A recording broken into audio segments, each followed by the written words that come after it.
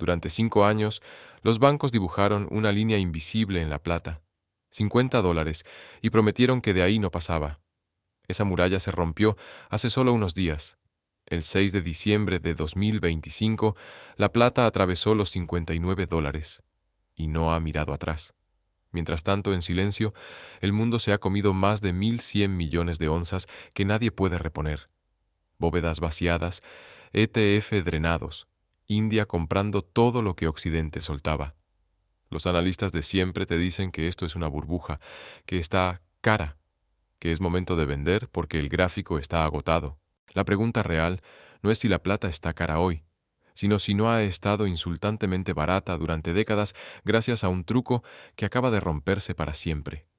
En los próximos minutos vamos a seguir el rastro de esas 1.100 millones de onzas desaparecidas, entender por qué la demanda industrial ya no puede apagarse y ver cómo Oriente le ha arrebatado el control del mercado a los bancos occidentales. Al final del vídeo sabrás si llegas tarde o si estamos todavía en el suelo de un movimiento que puede llevar la plata a niveles que hoy parecen imposibles. Durante casi 5 años, siempre que la plata se acercaba a los $50, pasaba lo mismo. Un golpe de ventas en Comex, un anuncio de subida de márgenes, silencio absoluto en la prensa económica. Parecía que había una pared invisible en el gráfico. Esa pared era real. Era la línea que el cártel bancario global defendía a cualquier precio, hasta que dejó de poder hacerlo. Hace 3 días, el 6 de diciembre de 2025, la plata no solo volvió a tocar aquel techo de 1980, lo atravesó. Superó los $59 y de repente la muralla de los 50 se evaporó del mapa. Lo que durante décadas había sido techo, ahora empieza a comportarse como suelo. Los comentaristas de siempre ya han salido con el guión de emergencia. Subida exagerada, pura especulación. El indicador técnico dice sobrecompra, toca corrección. El problema es que los gráficos no cuentan lo que ha cambiado de verdad. Lo que ha cambiado está en las bóvedas, no en las pantallas, y todo se resume en una cifra: 1.100 millones de onzas que ya no están disponibles para mantener la plata barata. Durante buena parte de los 2010, el mercado de la plata funcionaba como un sistema cómodo y aburrido. Las minas extraían metal cada año. La industria lo consumía en electrónica, medicina, química, paneles solares, y después de todo eso, quedaba un pequeño sobrante. Ese excedente no desaparecía, se almacenaba. Grandes barras de 1.000 onzas acababan apiladas en Londres, Nueva York y otras plazas. Era el colchón del sistema, plata sin destino inmediato, lista para ser prestada, revendida, reutilizada como garantía de todos esos productos financieros que prometían exposición al precio sin que casi nadie pidiera nunca entrega física. Mientras ese colchón existía, los bancos podían hacer su truco favorito. En cuanto el precio amenazaba con despegar, inundaban el mercado de contratos de papel, vendían plata que no tenían todavía y con calma recompraban más tarde usando metal de esas reservas. Por eso el precio parecía encadenado. Por eso la resistencia en los 50 funcionó tanto tiempo. No era solo psicología, era inventario.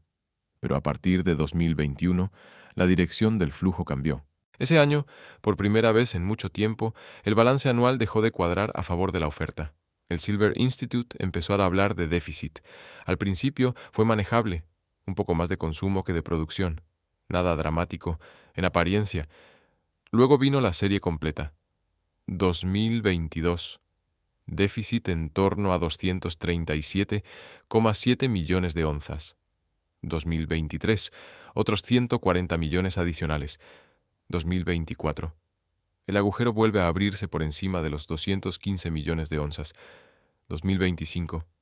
Las primeras estimaciones apuntan a casi otros 200 millones de onzas consumidas de más. Solo sumando esas 4 cifras, estás ya cerca de 800 millones de onzas de déficit acumulado en esta década. 800 millones, prácticamente el equivalente a pagar casi un año entero de la minería mundial, teniendo en cuenta que el planeta produce alrededor de 830 millones de onzas al año. Y aún así, esa no es toda la historia. Los informes oficiales solo recogen una parte, la que pasa por canales visibles.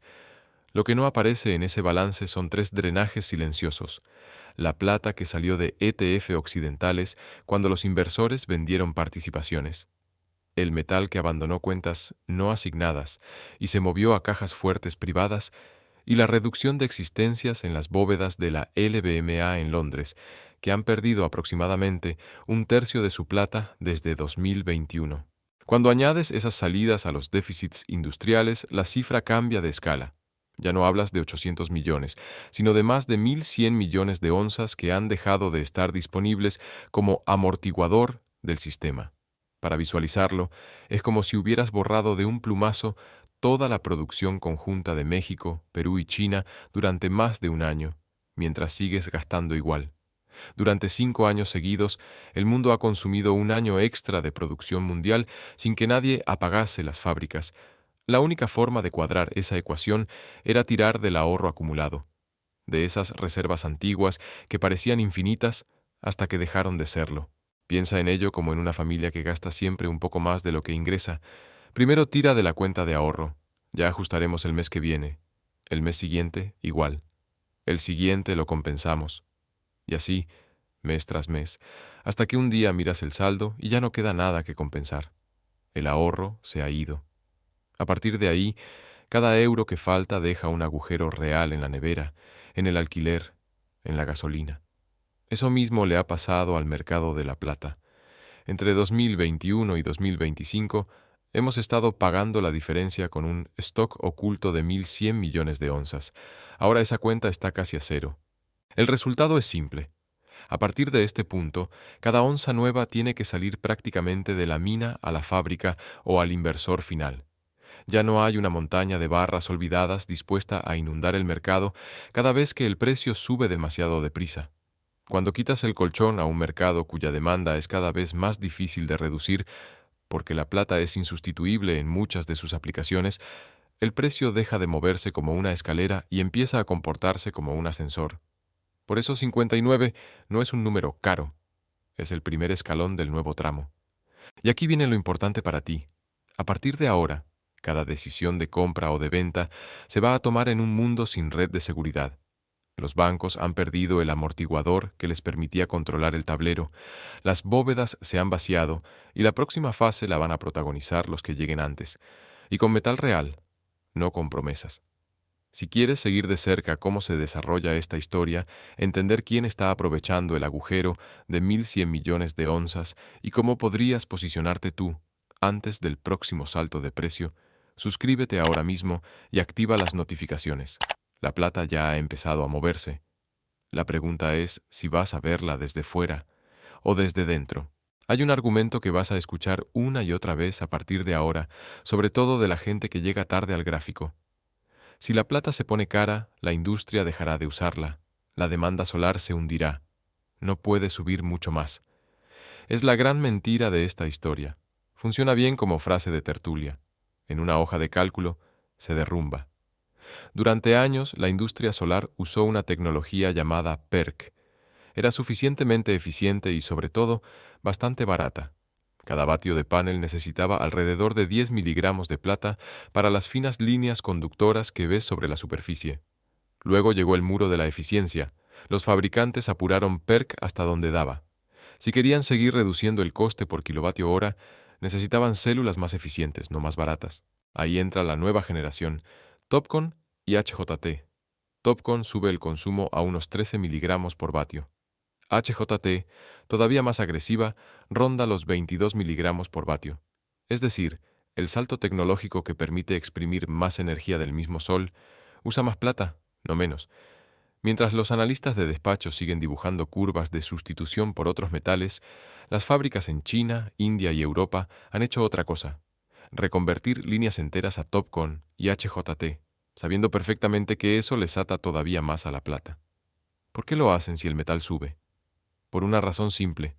La plata es un porcentaje pequeño del coste total del panel, pero es crítica para que el panel funcione. Vamos a ponerle números. Imagina un panel que cuesta $200 fabricarlo.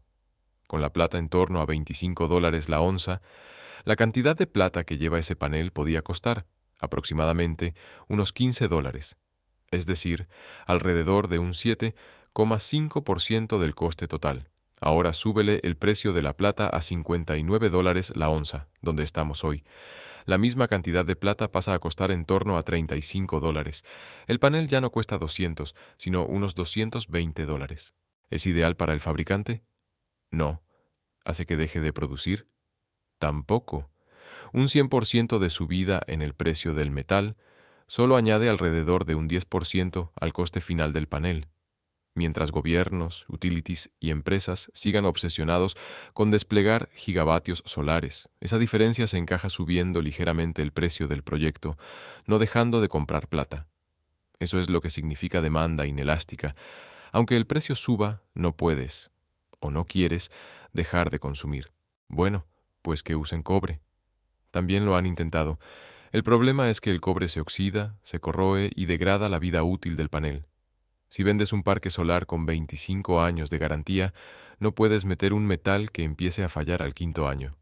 La plata, en cambio, combina dos cosas que nadie más ofrece a la vez: excelente conductividad y resistencia a la corrosión.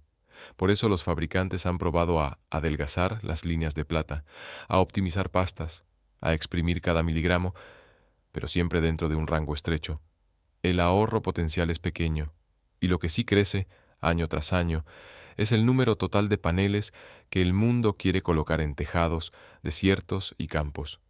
El resultado es un vórtice. Cada nueva oleada de instalaciones arrastra más y más onzas de plata fuera del mercado, independientemente de si el precio marca 30, 50 o $100. Mira cómo encaja con las cifras de consumo. En 2023, el sector fotovoltaico se tragó alrededor de 193 millones de onzas. En 2024 ya eran más de 230 millones, y las proyecciones serias apuntan más arriba. Un estudio de la Universidad de Nueva Gales del Sur estima que, si el despliegue solar sigue el ritmo previsto, para 2030 el sector podría haber absorbido entre el 85 y el 98% de las reservas globales de plata. No la producción de un año, las reservas. Ahora conecta esto con lo que ya vimos antes. El mundo arrastra un déficit acumulado de más de 1.100 millones de onzas, un año extra de minería global que ya nos hemos comido, menos inventario en las bóvedas, más demanda fija, casi obligatoria, desde la industria solar. Cada nueva fábrica de paneles que se pone en marcha en Asia o en Occidente es, en la práctica, una aspiradora posicionada delante del mercado de plata. Y la fotovoltaica no está sola. Un coche eléctrico puede llevar hasta 3 veces más plata que uno de combustión. La electrónica de consumo, móviles, ordenadores, televisores, no deja de crecer en número de dispositivos por persona. Redes 5G, centros de datos para inteligencia artificial, equipos médicos, todos dependen de contactos, soldaduras y componentes donde la plata no se ve, pero es indispensable. Hace una década, la industria representaba en torno a un 40% del consumo de plata. Hoy ronda casi un 60%. Cada año, la parte industrial del pastel se hace más grande y la parte que queda para joyería, inversión y monedas se hace más pequeña. La oferta, en cambio, no acompaña. La producción minera global ha caído en torno a un 7% desde 2016 y muchos yacimientos actuales son subproductos de otras explotaciones: zinc, plomo, oro. No es tan fácil abrir una mina más solo porque suba el precio. Eso significa que, incluso con la plata por encima de los $59, la realidad industrial no se relaja. Las fábricas no pueden apagar líneas de montaje porque el metal está caro. Al revés, tienen que asegurarse suministro antes de que suba más. Por eso, cuando alguien dice, si la plata se dispara, el mercado solar la sustituirá, en el fondo te está diciendo que no ha mirado los planos de una célula TOPCon ni los contratos de suministro a largo plazo que están firmando los grandes fabricantes. Los números cuentan otra historia: demanda industrial creciendo y volviéndose cada vez más rígida. Déficits anuales acumulándose sobre un colchón de inventario que prácticamente ha desaparecido. Un sector solar que, lejos de ser opcional, se ha convertido en pieza central de las agendas energéticas de Estados Unidos, Europa, China e India. En ese contexto, el precio no es un freno, es un termómetro de estrés. Cada dólar extra sobre la onza es una señal de que alguien, en algún sitio, está dispuesto a pagar más solo por asegurarse de que su fábrica no se queda sin metal dentro de 6 meses. Y lo que viene a continuación no va de gráficos bonitos ni de indicadores técnicos, va de geografía y de cultura, de quién compró ese metal barato cuando nadie lo quería y de por qué esa plata ya no va a volver al mercado a precios de saldo. Esa parte de la historia se escribió, sobre todo, en un sitio, India, y entender lo que ocurrió allí es clave para saber si hoy llegas tarde o aún estás a tiempo. Mientras en Occidente los expertos repetían que la plata estaba muerta, que era un metal aburrido y sin futuro, en otro lugar alguien hacía lo contrario. Compraba todo lo que los fondos y los bancos estaban soltando. Ese lugar fue India. No fue un detalle menor ni una curiosidad estadística. Fue un giro de guión. En febrero de 2024, India hizo algo que debería haber salido en todas las portadas financieras del mundo. Importó 2.295 toneladas de plata en un solo mes. Traducido a onzas, son unos 73 millones de onzas. Para que te hagas una idea visual, la US Mint fabrica en un año más o menos 20 millones de monedas Silver Eagle. India, en solo 28 días, se llevó el equivalente a 3,6 años de producción de Eagles. Un mes, casi 4 años de monedas. ¿Y de dónde salió ese metal? No de Marte. Salió, sobre todo, de las bóvedas de Londres, del sistema LBMA, del mismo almacén que los bancos señalaban cuando querían demostrar que hay plata de sobra, no hay escasez. Mientras los ETF occidentales se iban vaciando, fondos deshaciendo posiciones porque la plata no se mueve, inversores minoristas cansados de esperar, los contenedores iban saliendo por el otro lado, rumbo a puertos indios. Occidente veía salidas de inversión. India veía descuento. ¿Quién está al otro lado de esas compras? No un puñado de especuladores de Reddit.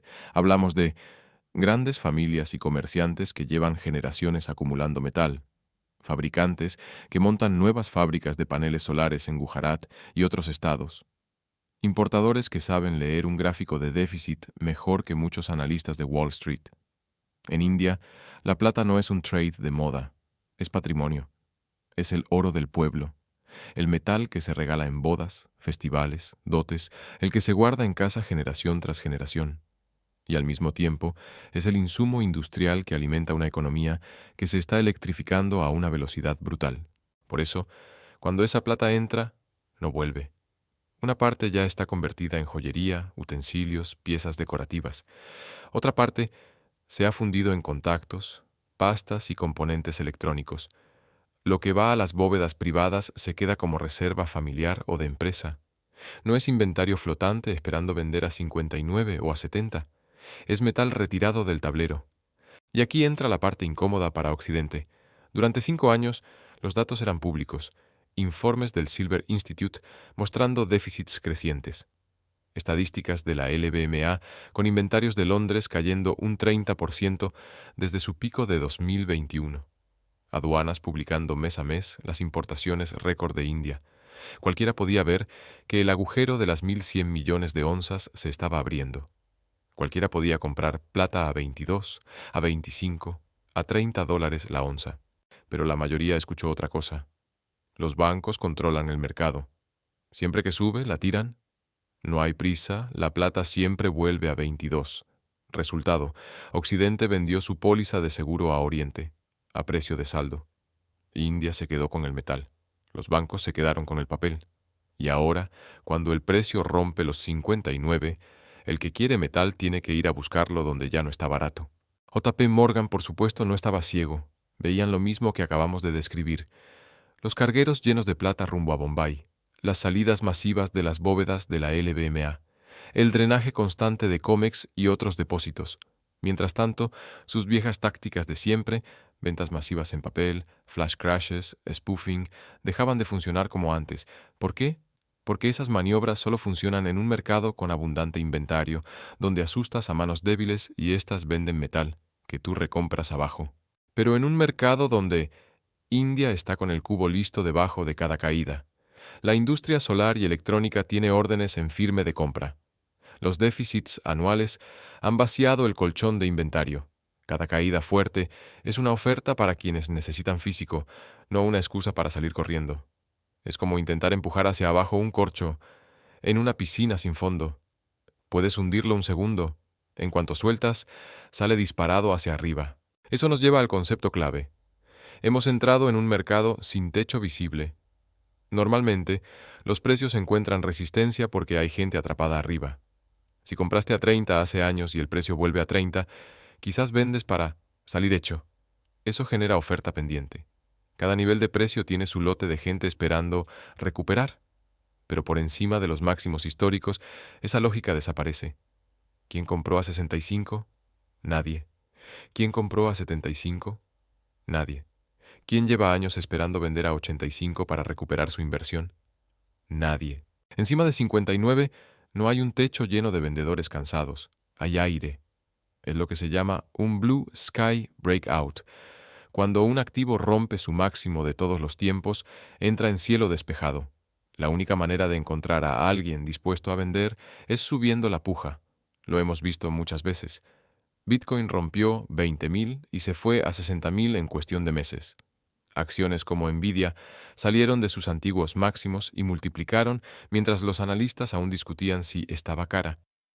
La plata nunca había tenido un Blue Sky Breakout real en esta era de déficit estructural e hiperdemanda industrial. Hasta ahora.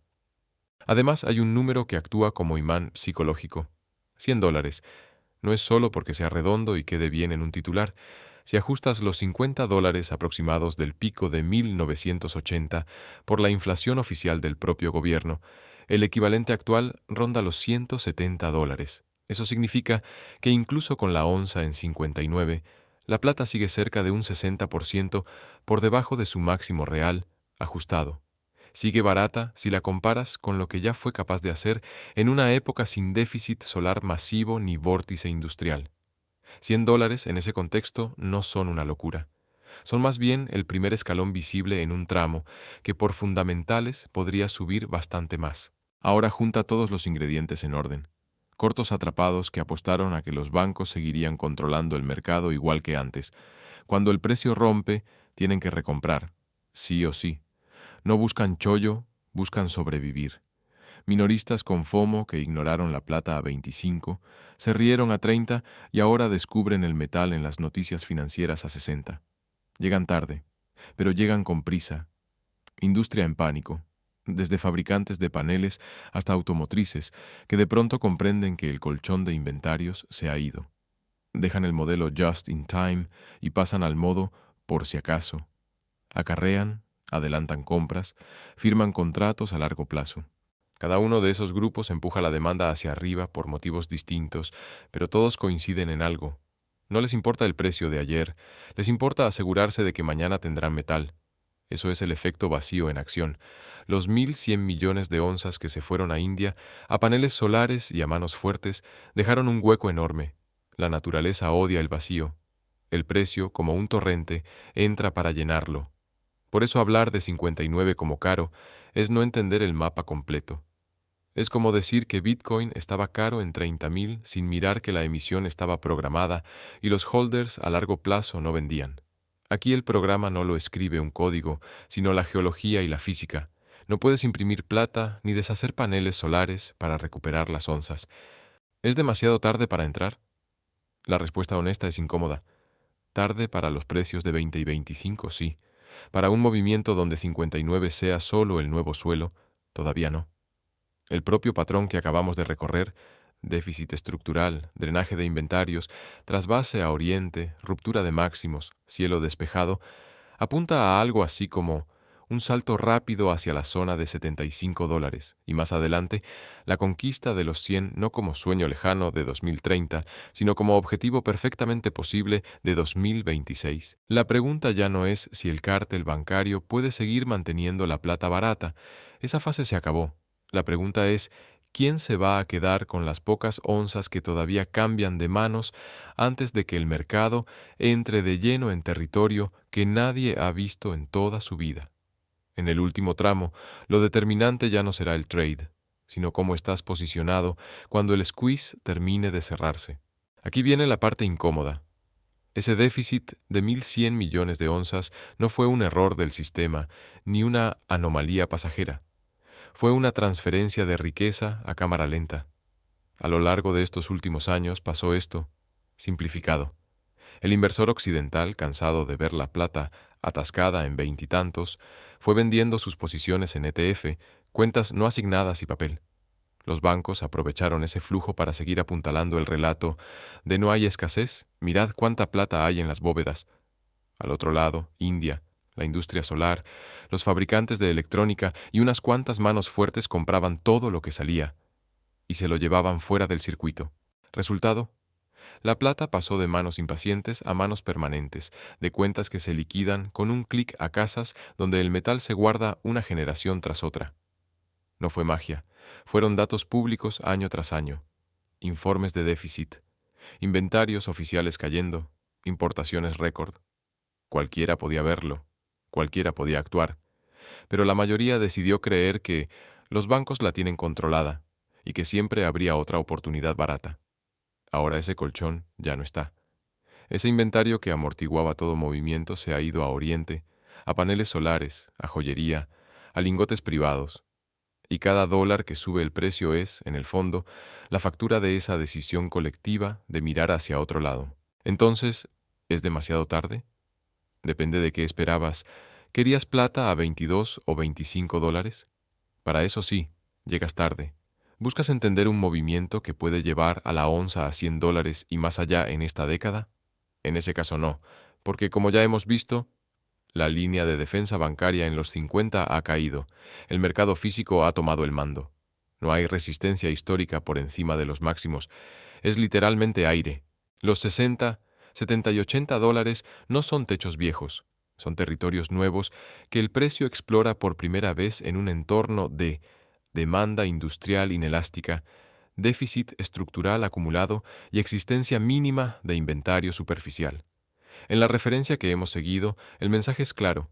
59 dólares no son el final del viaje, son el nuevo suelo de un mercado que por fin está empezando a reflejar la realidad física. La pregunta importante ya no es ¿cuál será el precio exacto? La pregunta importante es cómo estás posicionado cuando el squeeze termine de morder. Porque aquí hay dos tipos de jugadores. Quien sigue en el casino del papel, ETF, donde no tienes ninguna garantía real de que haya una onza por cada onza anotada. Cuentas no asignadas donde el metal es del banco, no tuyo.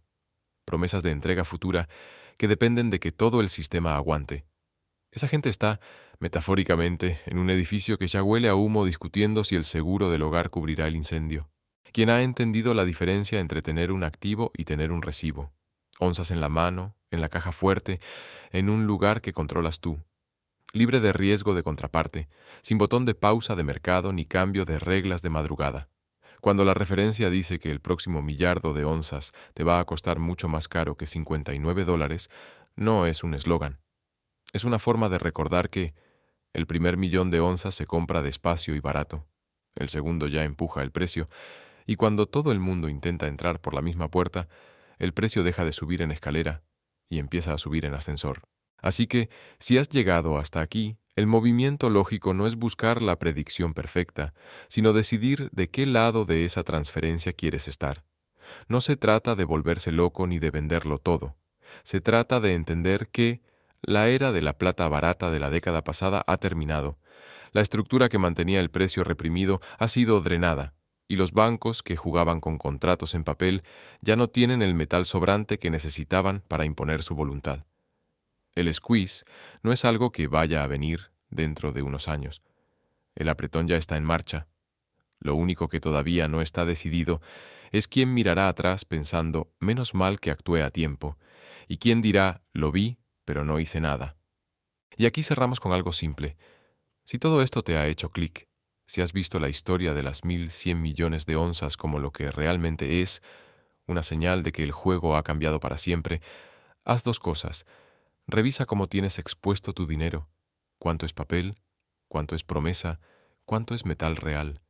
Suscríbete al canal y comparte este video con alguien que siga creyendo que la plata es ese metal aburrido que nunca se mueve. Porque lo que estamos viendo ahora no es un pico aislado, es el comienzo de una nueva era para la plata. Y en esa era, los que entienden la diferencia entre promesa y propiedad son los que salen caminando cuando otros se quedan atrapados. El squeeze ya no es un rumor. Está aquí, nos vemos en los 100 dólares. Suscríbete.